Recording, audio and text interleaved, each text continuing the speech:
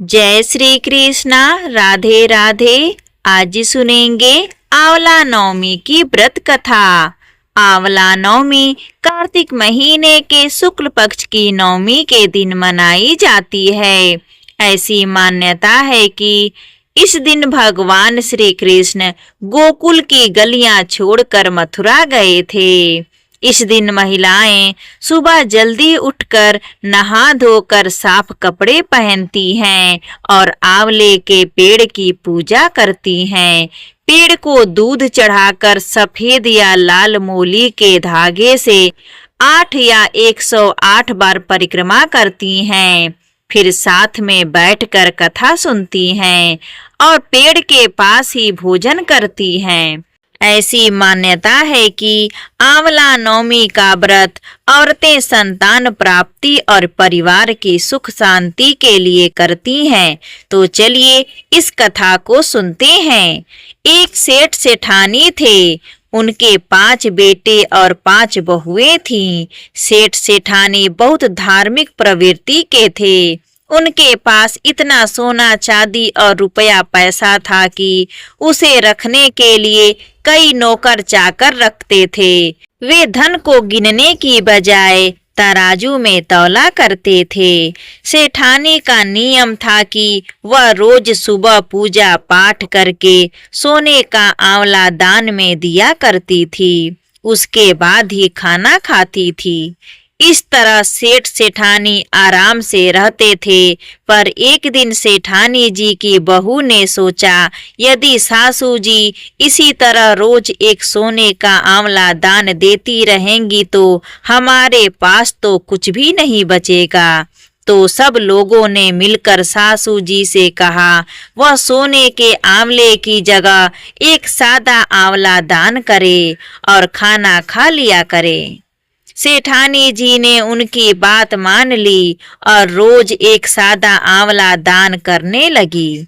पर कुछ दिन बाद उनकी बहुओं को सेठानी जी का सादा आंवला दान करना भी अखड़ने लगा और वह सासू जी को आंवला दान करने से मना करने लगी।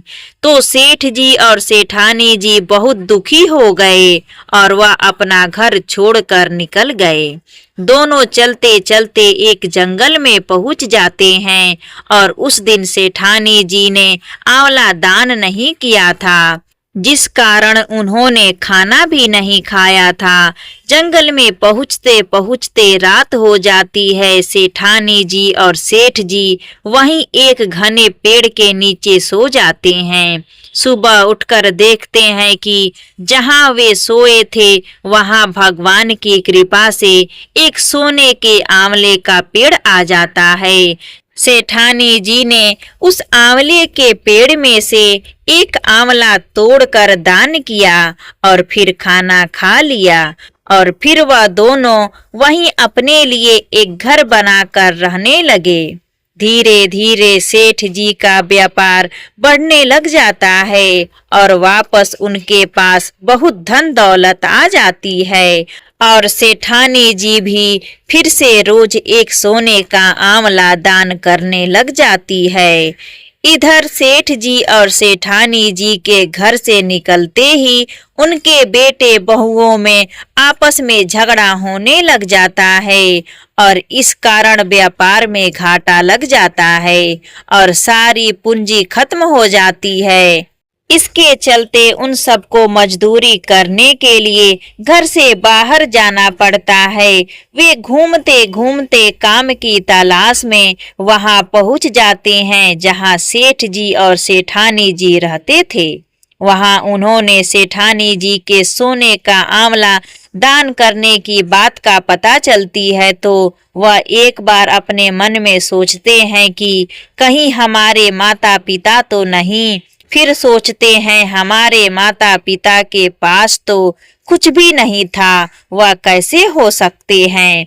एक दिन वे सेठ जी को देख लेते हैं और उनके पास जाकर उनसे माफी मांगने लग जाते हैं और कहते हैं, हम पैसे के लालच में अंधे हो गए थे और हमने आपको घर से निकाल दिया, जबकि उस घर में सब कुछ आपके ही किस्मत का था। सेठ जी ने अपने सभी बेटों को माफ कर दिया और सेठ जी और सेठानी जी अपने सभी बेटे बहुओं के साथ रहने लगे।